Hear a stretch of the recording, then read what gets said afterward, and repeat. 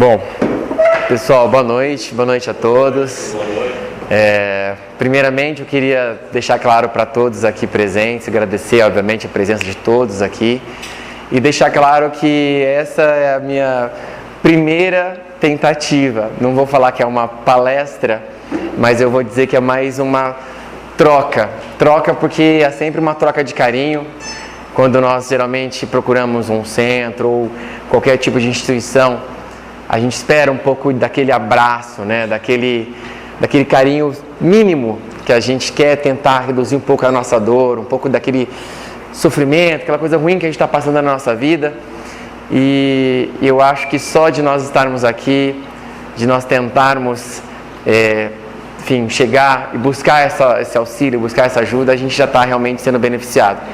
E eu espero de coração que a espiritualidade, eu possa, sim, auxiliar de alguma maneira isso. Então, perdoem-me se de repente eu não conseguir aí os possíveis erros que eu possa ter.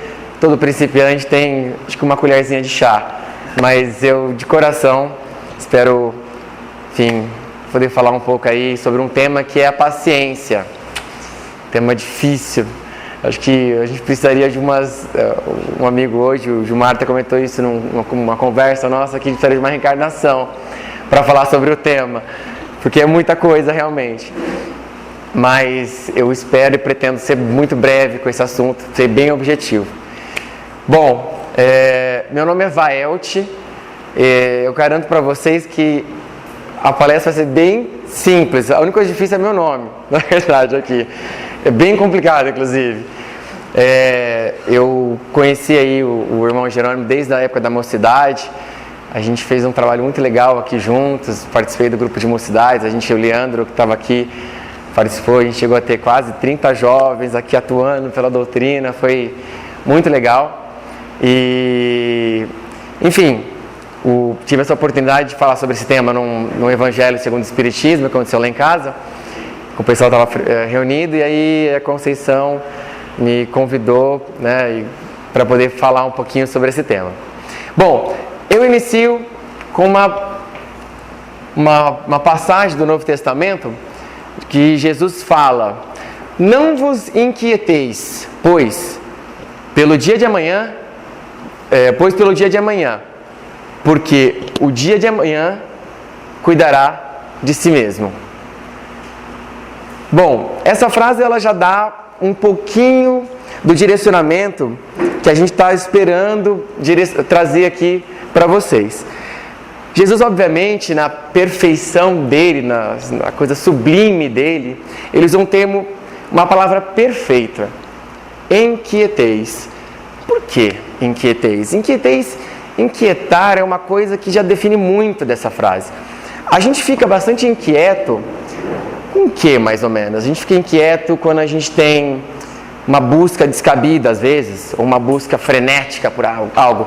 Eu preciso alcançar, eu preciso ficar rico, eu preciso chegar naquele objetivo, vira aquela obsessão. Então a gente tem que buscar, então eu estou inquieto, eu preciso. Então isso mexe com a gente. Você tem um objetivo, você estabelece aquele objetivo, mas aquilo fica uma busca que não tem fim, basicamente. Então aquilo inquieta, né, o nosso ser. E aí eu pergunto, será que o que nós estamos nos inquietando é realmente a busca primária? Deve ser a nossa busca primária?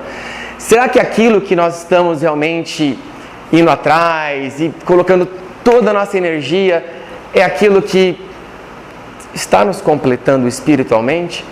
A gente escuta muito, né, as pessoas falarem: dinheiro não é uma coisa muito importante, dinheiro passa, você vai desencarnar, você vai morrer e você não vai levar nada daqui. Mas quem daqui realmente leva a sério essa máxima? Quem de nós, consegue levar adiante essa máxima? A gente realmente coloca esses valores, essa busca como algo primário ou como algo secundário? Certamente a gente utiliza muito o dinheiro, por exemplo, como um grande fator, com isso como uma questão primária, eu preciso ter dinheiro porque a minha amiga do Facebook postou que está no Chile, ou está em tal lugar, ou está nas Bahamas, ou eu preciso, porque eu preciso, é assim que eu vou conseguir ser feliz. Então aquilo já começa a te perturbar, você começa a se inquietar, porque você não tem isso hoje, você quer isso amanhã, só que você já se desespera, fala, Bom, a gente tem um grande inimigo que é a ignorância. E não é a ignorância daquela pessoa bronca, ignorante. Não. É aquela ignorância, vamos dizer assim, da falta de informação. É engraçado porque a ignorância, ela encontra um terreno, na verdade a inquietude, ela encontra um terreno vasto, vamos dizer assim. A semente da inquietude, vamos dizer que é a ignorância. A ignorância, ela é onde a inquietude começa a ser semeada, mas ela só vai encontrar terreno fértil, ela só vai crescer, adubar, se houver, acima de tudo, o semeamento, que é a falta de fé. A falta de fé nos impossibilita de muita coisa. Nos impossibilita de acreditar que é possível, sim, viver um pouco desses problemas que nós estamos passando hoje. A falta de fé tira o nosso escudo quanto às provações e as coisas que nos são dadas no dia. Todo dia nós vivemos probleminhas a probleminhas. É muito interessante que Jesus coloca o seguinte: a cada dia basta o seu mal, basicamente, né?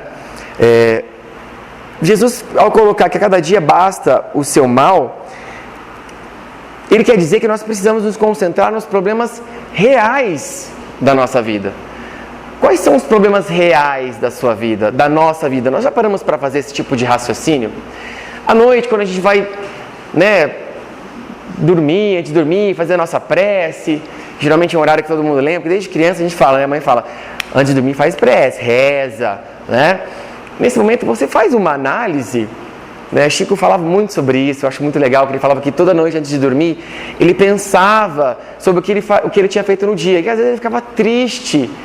O Chico ficava triste com o que ele fazia durante o dia. Eu falo, meu Deus, se o Chico ficava triste com o que ele fazia durante o dia, imagina eu então, né? Meu Deus. E ele falava isso. Nós estamos realmente pensando, raciocinando um pouquinho. Peraí, o que eu fiz no dia de hoje? Eu ajudei alguém? Eu estou focando a minha energia?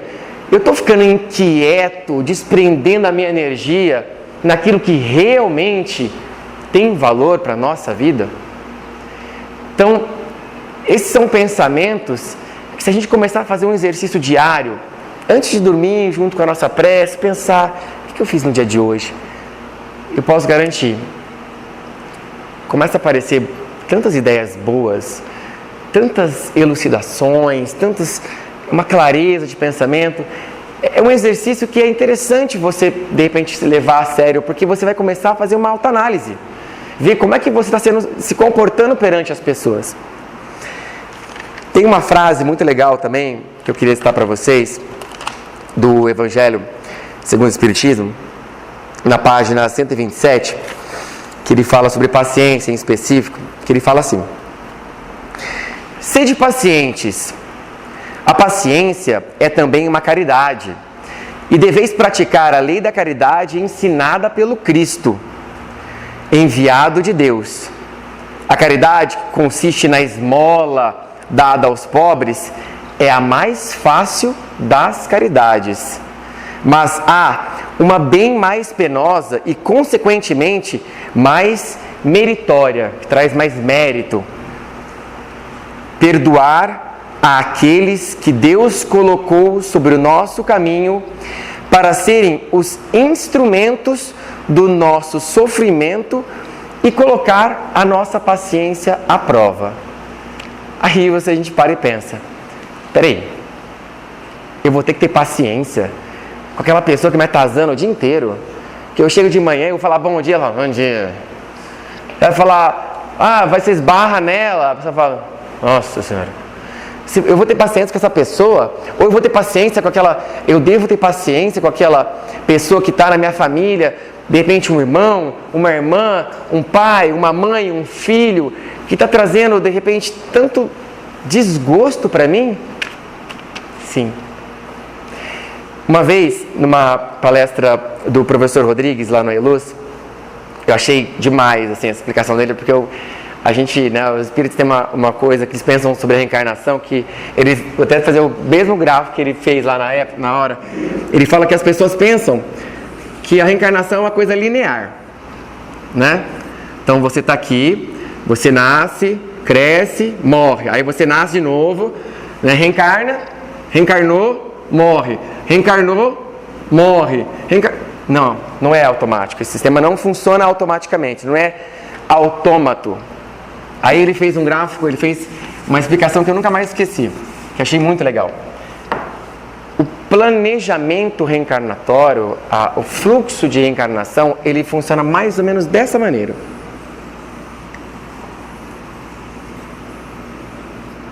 Então aqui, vamos dizer que aqui é a nossa vida terrena. Nós estamos aqui na vida terrena. Estamos indo, tal, crescemos, nascemos, crescemos, vivemos, morremos, desencarnamos. Nesse aspecto, nós ficamos aqui, vamos dizer assim, claro, cada um com seus méritos, cada um segundo um plano, vamos dizer assim, cada pessoa basicamente tem uma condição que vive isso, mas no geral, você no plano espiritual recebe sim uma programação. E essa programação começa aonde? Aonde você vai nascer? Na sua família. Então, hoje, né, até é muito interessante que ele comenta aqui, o Evangelho, ele fala uma parte que ele fala que o fardo parece menos pesado quando se olha do alto do que quando se curva a frente para o chão. Quer dizer, quando nós estamos lá de cima, a gente enxerga muito melhor. Enxerga a cidade, enxerga, né, os problemas, enxerga tudo, mas se a pessoa que anda, né, ela anda assim, o que ela vai acontecer com ela? Ela vai bater de frente com alguém, ou na parede, ou em alguma coisa vai acontecer. Ela só está enxergando aquele espaço e mais nada. E é isso que acontece com a gente hoje. Hoje, quando nós reclamamos e, meu Deus, como é difícil ter paciência com essa pessoa da minha família, nós estamos olhando isso daqui. Nós estamos olhando uma pequena parcela de toda a nossa vida, de todo o nosso espírito, de tudo que nós já passamos. E será que essa mãe, filho, vó, tio, quem quer que seja na nossa vida, que está na nossa vida hoje, será que essa pessoa não foi um planejamento feito? Exatamente, pode ser feito por você, por outros, acompanhado por outros espíritos, ou só por outros espíritos, mentores, espíritos superiores. Será que essas pessoas não estão na nossa vida para nos ensinar? Ah, mas aquela pessoa é o meu calcanhar de Aquiles. Ele me dá, meu Deus do céu, ele é um problema, ele é a minha cruz. Mas a gente já parou para pensar de quem nós não somos a cruz? De quem será que nós não estamos sendo a cruz? Será que nós não estamos sendo a cruz de uma outra pessoa que a gente simplesmente desmerece? Simplesmente não faz, não perdoa, não tem paciência? Né? Lembrando do perdão, quando os discípulos perguntaram para Jesus: mestre, então devo perdoar 7 vezes? Não somente 7, 70 vezes 7. Ou seja, sempre.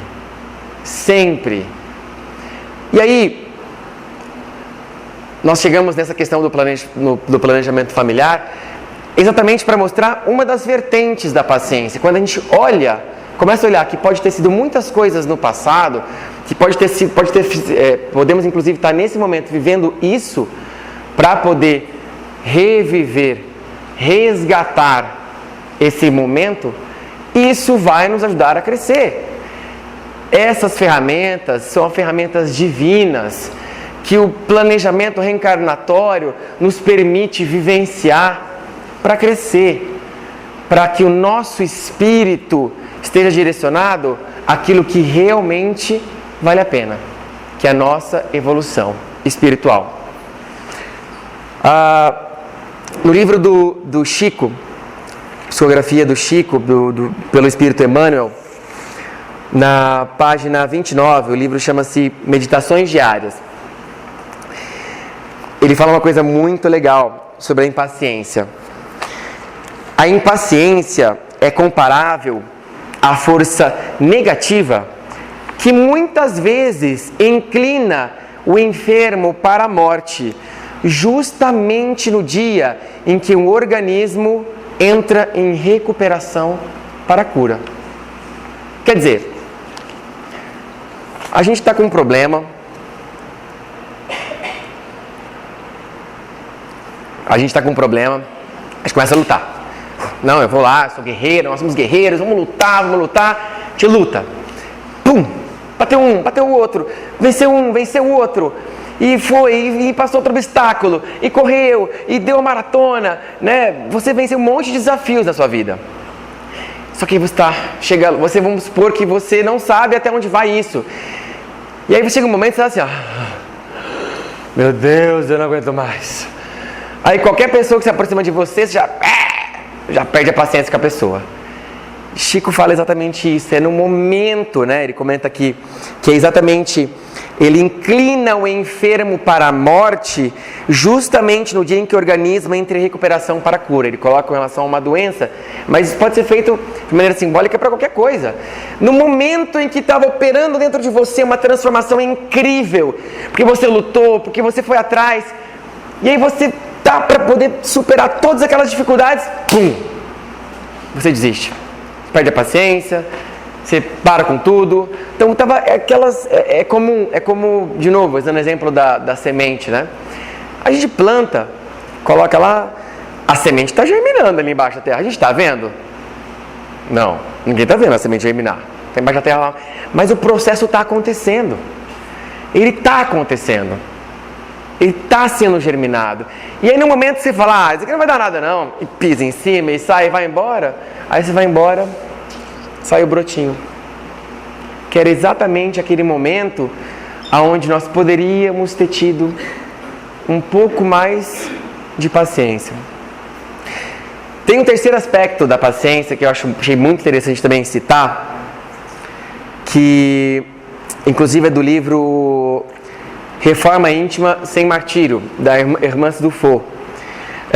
Ele fala da diferença da paciência com relação ao culto da dor. Fala assim: dominados pelo mau hábito de destacar suas doenças espirituais, criou-se um sistema neurótico de supervalorização das imperfeições morais, que tem conduzido muitos espiritistas à condição de autênticos hipocondríacos da alma. O hipocondríaco é quem? É aquela pessoa que é acostumada a se medicar para tudo. Que dor de cabeça, meu Deus do céu, eu preciso tomar um remédio para dor de cabeça. Não, agora preciso tomar um remédio para levantar, agora preciso tomar um remédio para dormir, preciso tomar um remédio para... Então, muitos espíritas, eu vejo isso muito, falam, não, mas eu preciso sofrer. Eu preciso sofrer, porque é só através do sofrimento que eu vou crescer. Não, aí tem uma frase interessantíssima que eu encontrei no Evangelho segundo o Espiritismo, que fala, o capítulo fala sobre o crescimento espiritual do Espírito Protetor, que ele fala que não é a intensidade da dor que educa, e sim o esforço de aprender a amenizá-las. É difícil.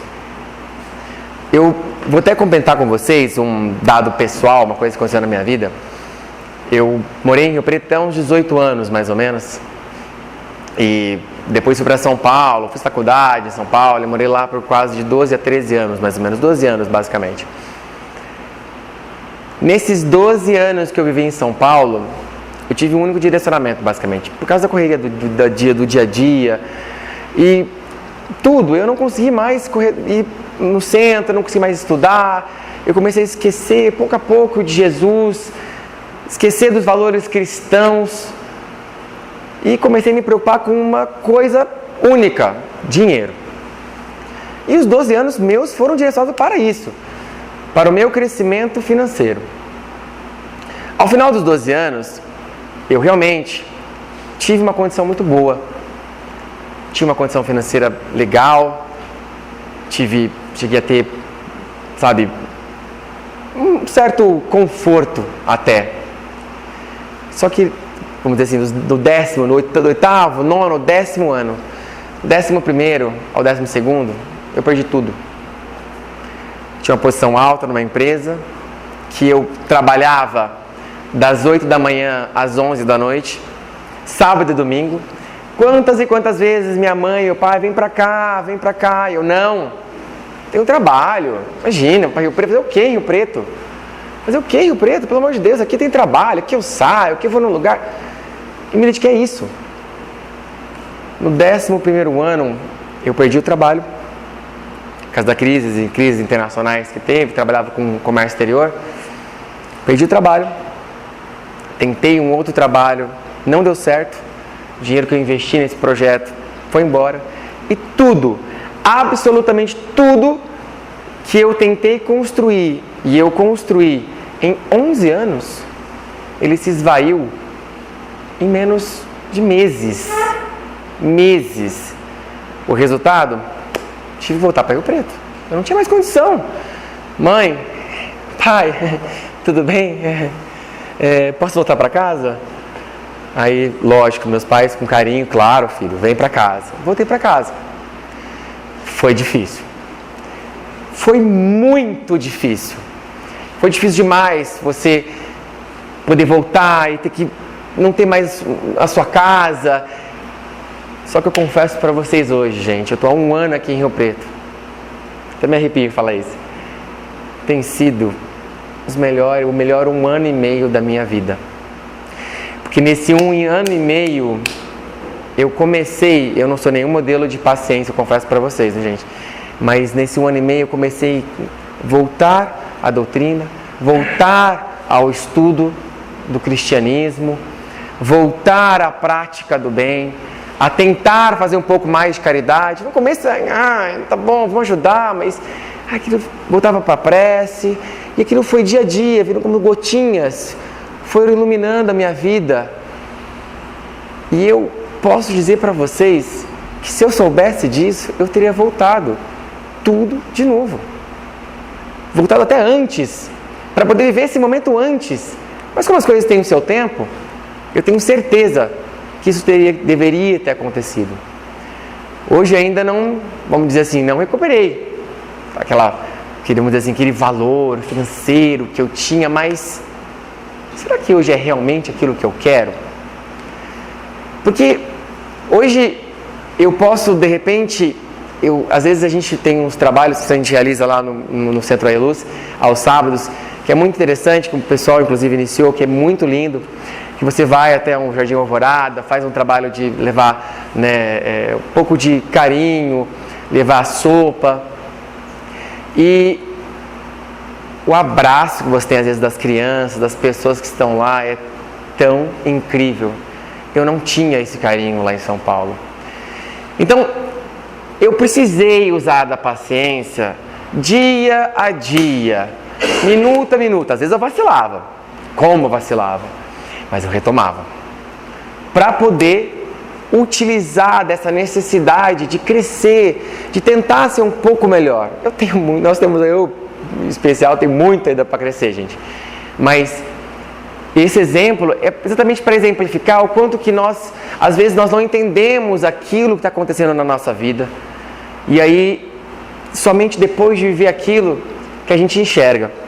E aí que eu falo que não é a intensidade, que é na verdade que o Evangelho, que o Espírito Protetor comenta, que não é a intensidade da dor que educa, e sim o esforço para aprender a amenizar isso.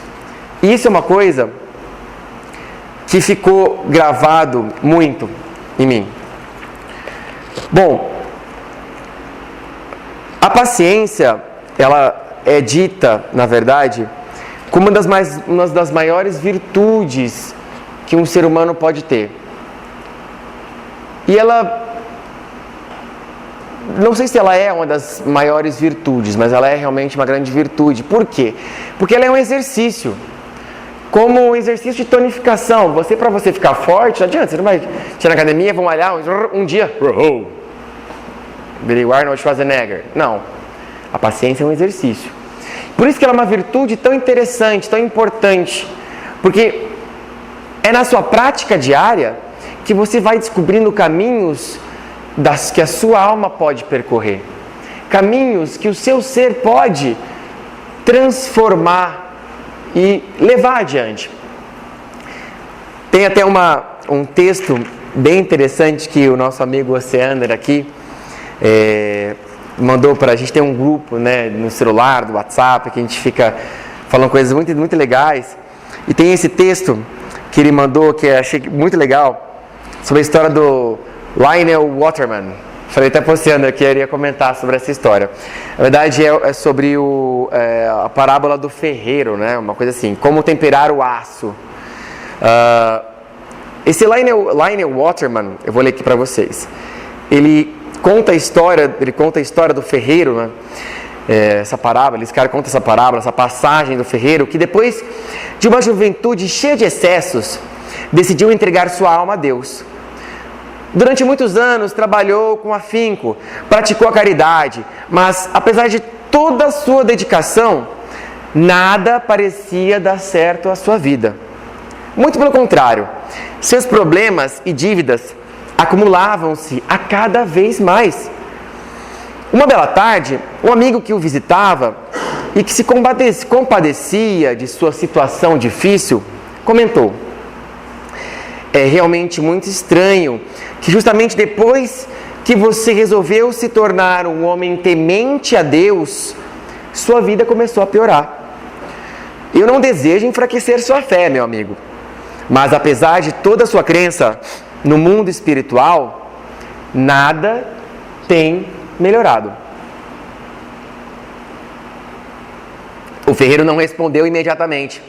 Ele já havia pensado nisso muitas vezes, sem entender o que acontecia em sua vida. Entretanto, como não queria deixar o amigo sem resposta, começou a falar e terminou encontrando a explicação que procurava. Eis o que disse o ferreiro: eu recebo nesta oficina o aço ainda não trabalhado e preciso transformá-lo em espadas. Você sabe como isso é feito? Primeiro eu aqueço a chapa de aço num calor infernal, até que ela fique vermelha. Em seguida, sem qualquer piedade, eu pego o martelo mais pesado e aplico vários golpes, até que a peça adquira a forma desejada. Logo, ela é mergulhada num balde de água fria e a oficina inteira se enche com o barulho do vapor, enquanto a peça estala e grita por causa da súbita mudança de temperatura. Tenho que repetir esse processo até conseguir a espada perfeita, uma vez que não é suficiente. Uma vez apenas não é suficiente. O ferreiro deu uma longa pausa e continuou: às vezes, o aço que chega às minhas mãos não consegue aguentar esse tratamento. O calor, as marteladas e a água fria terminam por enchê-lo de rachaduras. E eu sei que jamais se transformará numa boa lâmina de espada. Então, eu simplesmente o coloco no monte de ferro velho que você viu na entrada da minha ferraria. Mais uma pausa e o ferreiro finalmente conclui: sei que Deus está me colocando no fogo das aflições. Tenho aceitado as marteladas que a vida me dá. E às vezes sinto-me tão frio e insensível como a água que faz sofrer o aço. Mas a única coisa que peço é: meu Deus, não desista, até que eu consiga tomar a forma que o Senhor espera de mim. Tente da maneira que achar melhor, pelo tempo que quiser, mas jamais me coloque no monte de ferro velho das almas. Então isso é uma coisa que a paciência ela é necessária, foi necessária para essa pessoa, para ela poder suportar esse caminho, esse novo direcionamento que ela deu na vida. Bom, eu basicamente já estou encerrando, foi, como eu disse para vocês, ia ser só uma conversa mais, e eu queria na verdade até finalizar. Só um detalhe que eu pesquisei, eu fiquei até meio abismado. Vocês sabiam que nós temos mais ou menos 2.700 anos de civilização ocidental? Estamos falando de civilização, né? Ou seja, pessoas civilizadas, né? Cordadas, né? Cordiais. Essa definição da civilização, do que é uma pessoa civilizada no dicionário. Só que vocês sabiam que de 2.700 anos nós só tivemos 300 anos de paz? 300 anos de paz. Isso equivale, se nós colocarmos um espectro menor, que a cada 12 meses de guerra, um mês só é de paz. Isso dói, não dói? Isso lembra o quanto nós ainda somos involuídos e precisamos lembrar, precisamos exercitar a paciência e outras virtudes que nós pudermos alcançar, uma pelo menos, que no dia a dia nós vamos chegar lá. Porque o cenário que nós estamos estabelecidos no plano de expiação e provas é um cenário ainda que a dor e a maldade, ela impera de maneira muito resistente. Mas cabe a nós esse exercício.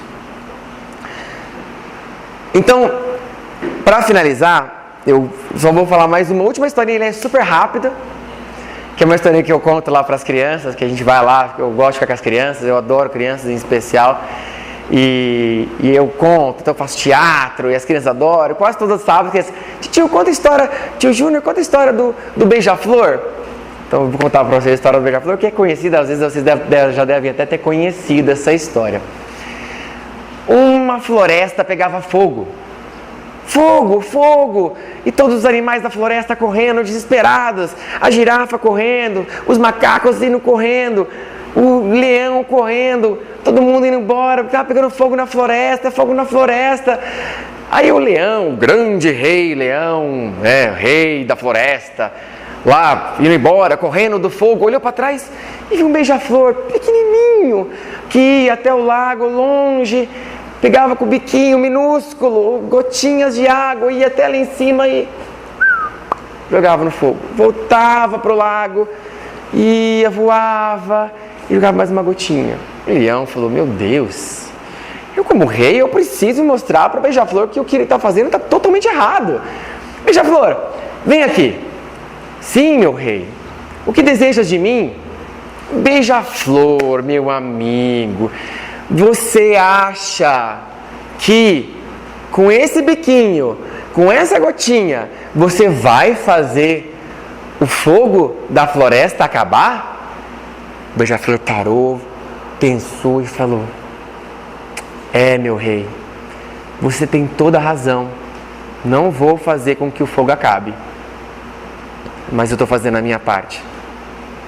Então acho que cabe a nós, gente, fazer a nossa parte. Temos um pouquinho mais de paciência. Obrigadão por tudo, por me ouvir. E é isso aí. Obrigado, gente.